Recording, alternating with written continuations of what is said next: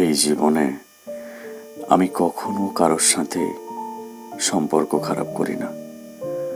হয়তো যোগাযোগহীন থাকতে পারি, নানানবিধ ব্যস্ততার কারণে আজকাল সবার সাথে সবার যোগাযোগ কখনো সম্ভব হয় না।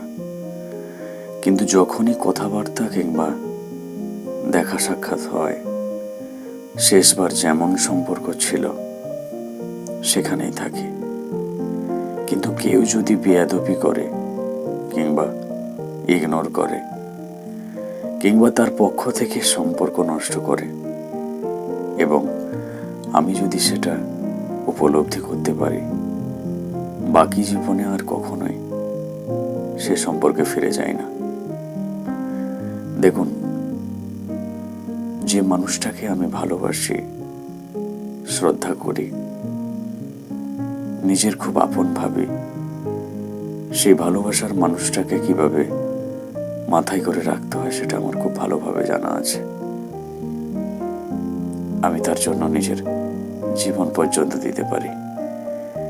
কিন্তু যদি কোনোদিন উপলব্ধি করতে পারি যে মানুষটাকে আমি এতটা বেশি ভালোবাসি, সে আমার অনুপস্থিতিতে আমার সমালোচনা করছে, কুসমালোচনা, আমার ক্ষতি করার চেষ্টা করছে, তাহলে কিন্তু ওর রাস্তায় পড়ে থাকলেও আমি ঘুরে দেখব না।